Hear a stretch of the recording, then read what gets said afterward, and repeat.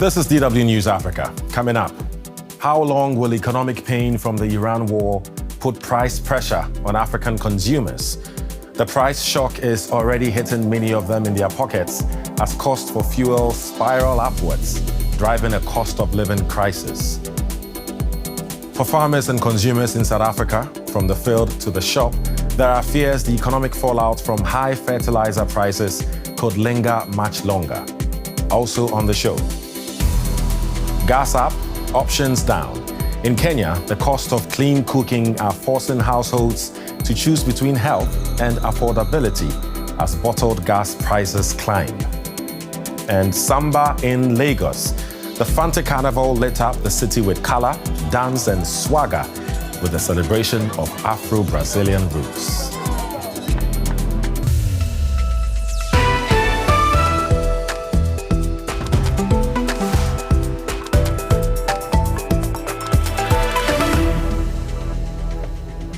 Hello there, I am Eddy, Micah Jr., and you are welcome to the program. It's a double price shock for Africans. Across the continent, fuel and fertilizer costs have shot up.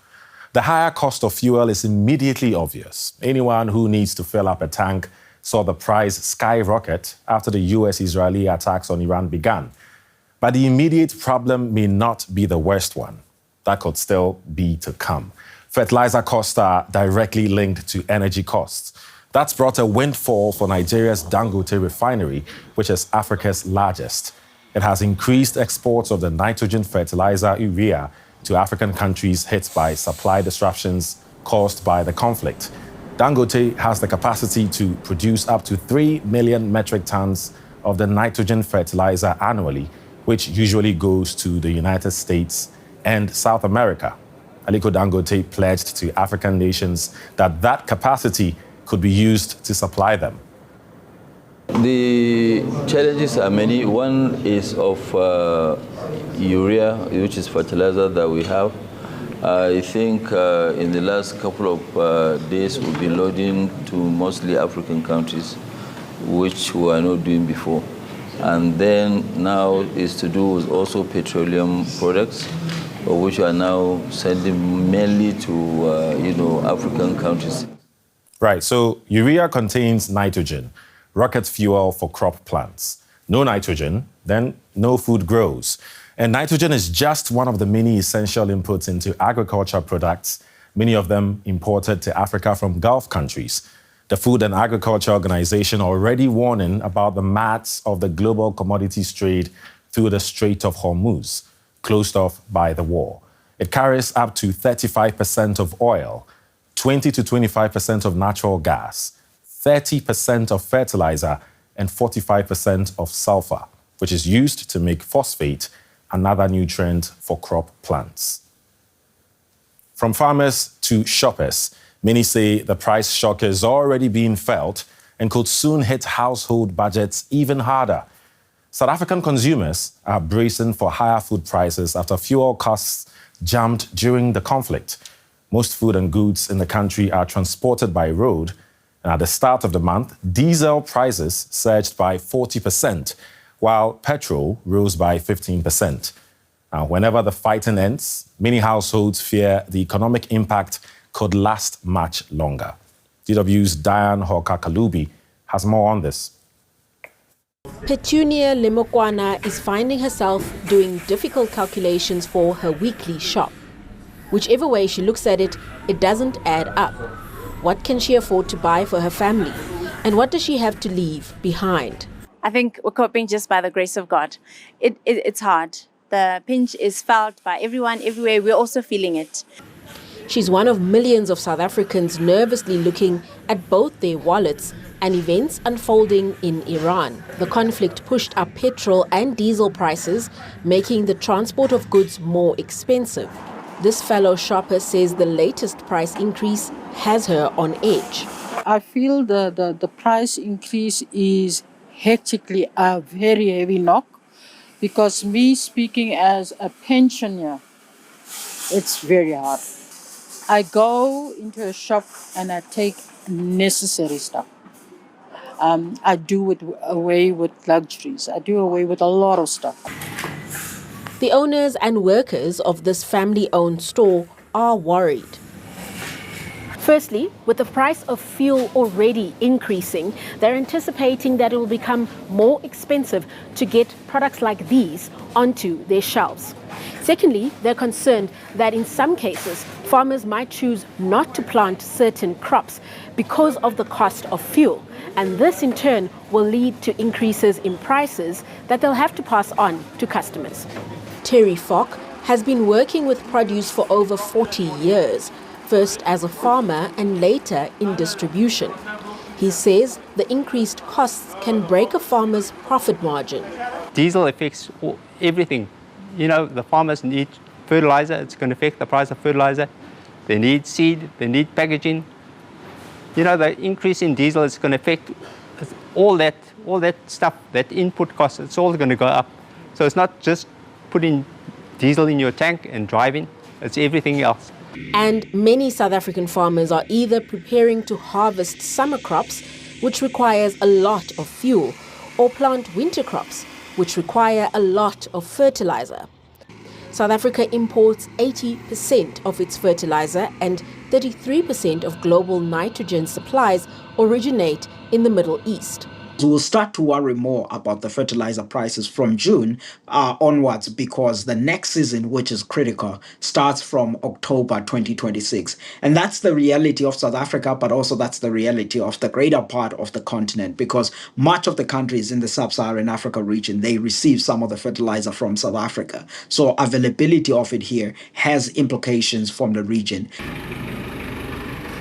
While larger farms and businesses may be able to absorb the immediate shocks, smaller businesses and households could struggle. It's unfortunate, but in every price increase, that's where it ends up. The consumer has to pay more, and that's the bottom line. And in a country with over 30% unemployment and poverty levels as high as in South Africa, small changes in the cost of living can have a big impact. Right. The ceasefire is already looking shaky.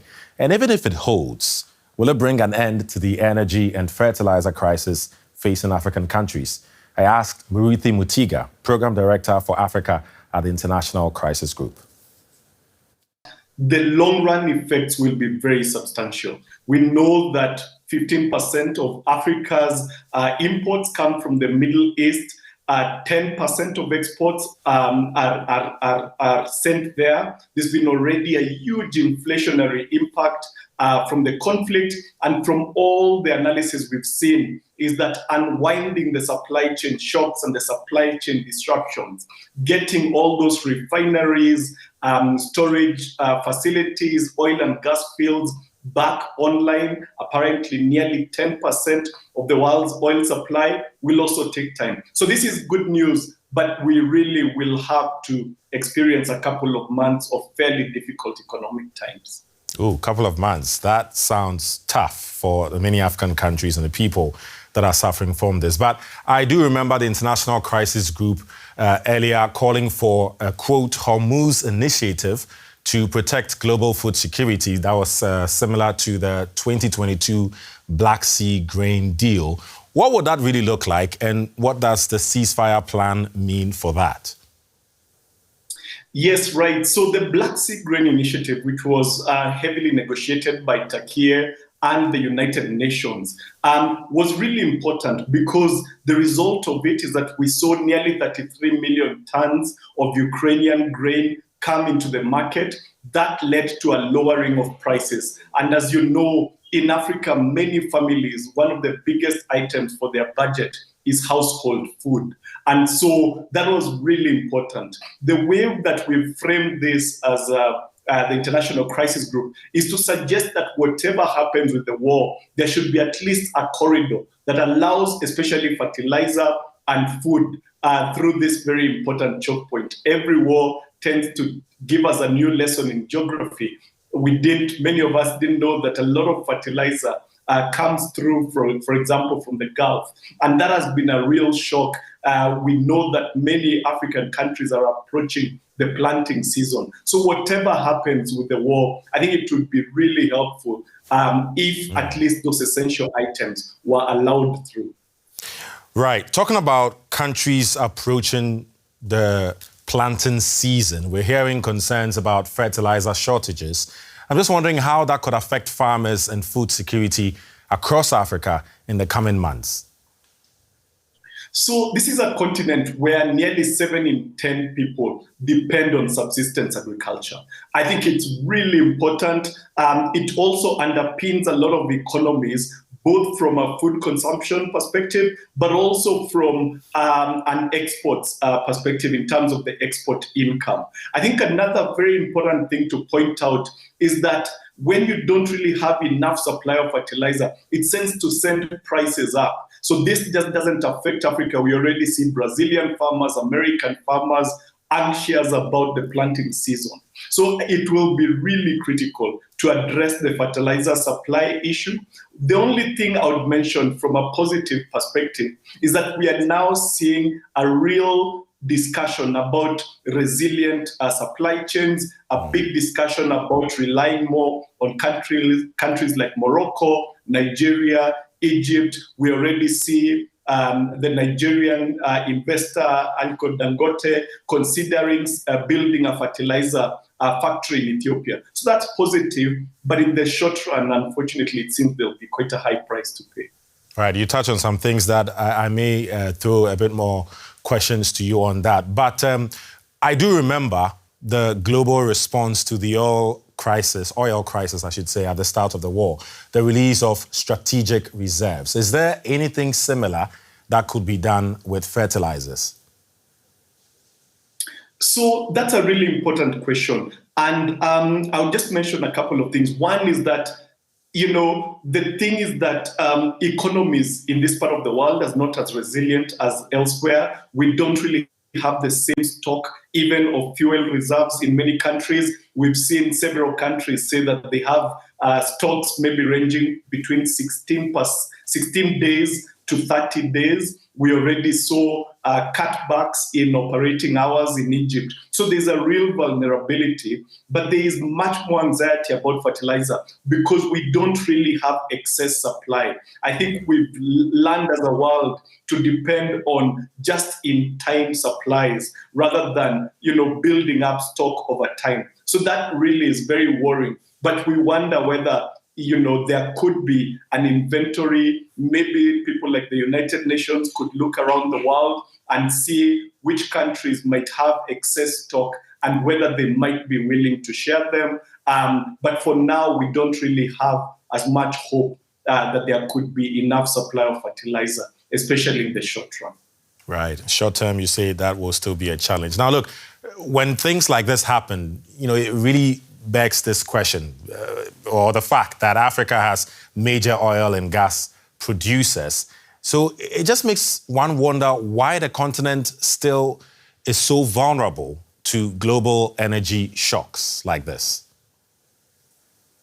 I think a big failure of African leaders over time has been the reliance on crude rather than trying to refine it. I've always found it quite extraordinary that major oil producers also still have huge queues for fuel because they depend so much on imports. I think one of the positive things we've seen in recent years is that, for example, the Dangote refinery has finally brought Nigeria where it belongs in the ranks of countries that refine the product. It will take time, but we also see some shoots of hope. We know that there's this major liquefied natural gas plant in Mozambique. There's been an uptick in interest, but also an interest in having joint regional investment in things like that. We also see countries like Kenya, South Africa expressing an interest in importing refined fuel products from Nigeria. So that's important. But you ask a really important question. It's a big failure of African elites for so many years that there's been such reliance on imports. Right. Also, you mentioned Kenya. East Africa generally is expanding renewable energy. Kenya, for example, is a global leader in green electricity. So why is there still such heavy reliance on imported oil from the Middle East? What is it being used for? So a couple of things. One is that, yes, it's really notable. Kenya, it's quite remarkable, nearly 96% of energy coming from clean fuel sources. Geothermal has been very important. Hydroelectric has been extremely critical. But where there has been a big lag is the effort to move towards green technology and especially electric vehicles. So in terms of transportation, there's still a huge reliance on imported oil, particularly for trucking. But now, again, maybe slightly looking on the positive side, there's a huge debate and a huge discussion that the policy needs to be updated. And especially if you can imagine removing tax on electric vehicles. Normally, as you know, in many countries in this part of the world, there are very high taxes on imported vehicles. And so if you can move in that direction, it will be helpful. But the second thing, expanding railways, I think that would be really critical. And then the third thing generally is, just bringing in those incentives. There's been discussion about setting up electric vehicle manufacturers or at least even assemblers within the region, which would make them more affordable. Ethiopia is doing better than the rest of the region in that respect, but I hope this will be a wake-up call. Right. I mean, as you say, a lot more is needed for the continent to reduce its dependence on the Middle East because it's, as you say, Africa has oil, gas, renewables and critical minerals. These are the building blocks for energy autonomy. How realistic is that in the near future? Again, that's really important. I would say that there's been a degree of complacency. I think a degree that life will go on as usual. But what I would mention is that we have to remember that the 1973 oil shock, when Gulf countries stopped exporting oil, it had a profound effect on the continent. It even, I would argue, led to the first wave of the collapse of a lot of these autocracies that had been in power for quite a long time because there was such a big inflationary effect. And then when it was compounded with the end of the Cold War, it had a really profound impact. So I hope this will be a wake-up call. But as you suggest, really, there is no excuse. There's no reason why Africa should be so dependent on others. Can I just mention also critical minerals? It's another issue we are waking up to. So much is being exported in raw form, while in fact this is the driving fuel of the economy of the future. And so I think that there really needs to be a discussion about improvement, about processing, and about doing more on the continent rather than exporting crude. Right. Look, this is something I'm very passionate about. I could go on and on, but due to time, we'll leave it here.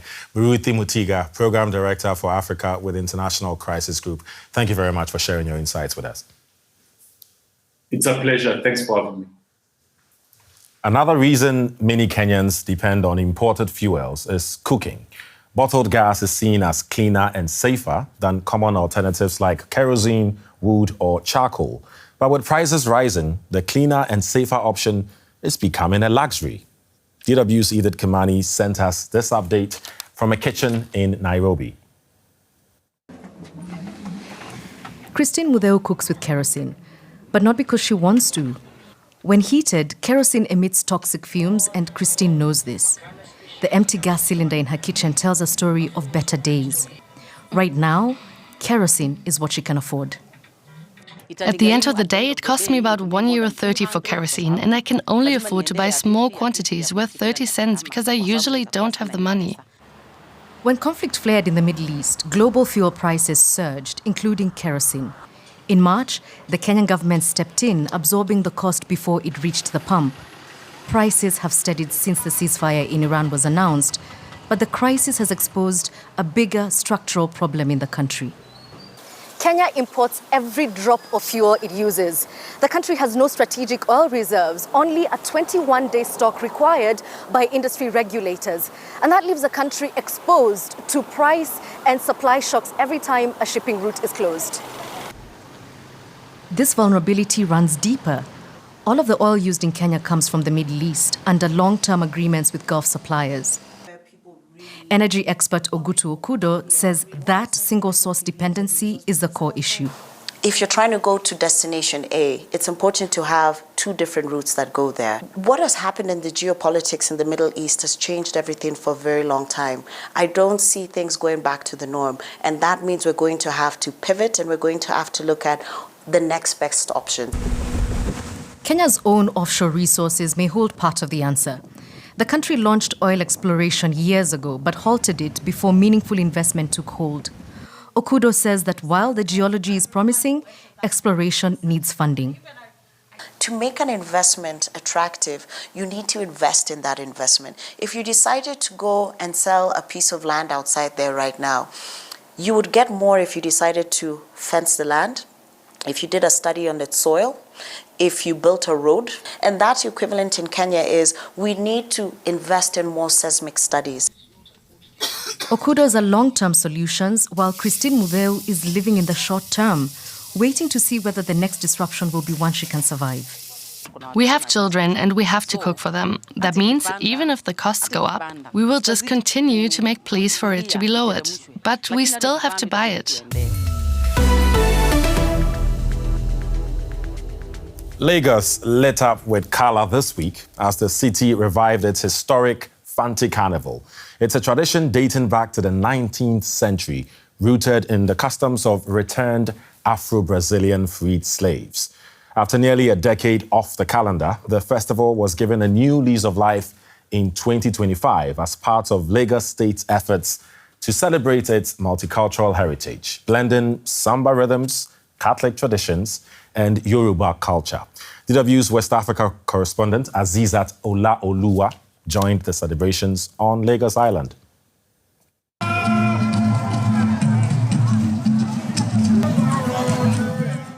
They were taken from Africa. Now, their culture marches back home. This is the Lagos Fanti Carnival. Every year, the city honors people forced into slavery and those who later returned home. This carnival means peace to us, unity, cultural development. We don't want to forget our origin. This is what our people, our fathers, our forefathers used as the first period to gather themselves together, to be happy, to have fun. In the 19th century, freed slaves returned to Lagos from Brazil, Cuba, and across the Americas. They brought back music, food, and traditions, all expressed through Brazilian-style carnival costumes. Marching behind me right now is the Lafiaji group, one of the original communities where the returned freed slaves settled in when they returned to Lagos, Nigeria, and they are at the heart of the Fanti movement. Their costume showcases the resilience and heritage of their ancestors, which they say that they don't want to be forgotten.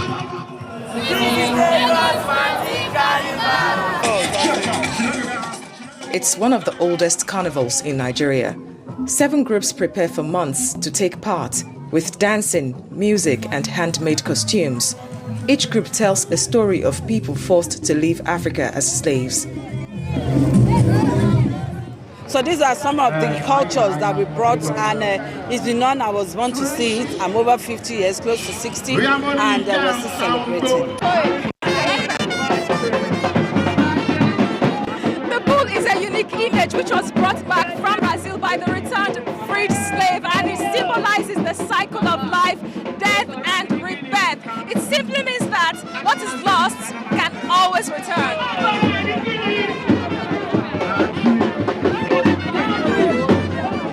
It's really just like a celebration of our heritage, and that sort of like permeates to like visitors, guests, and even for us that were from Lagos Island to sort of like relearn our culture.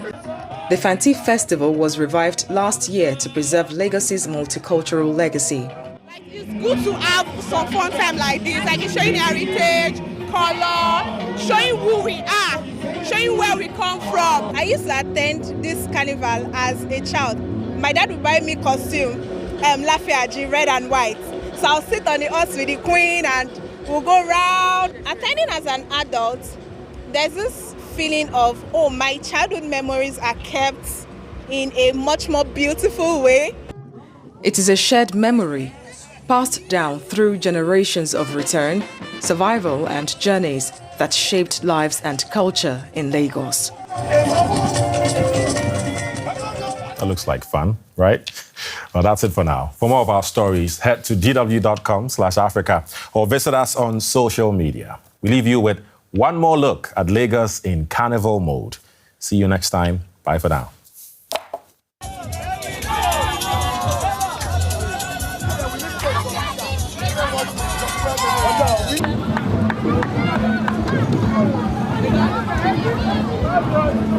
Thank you.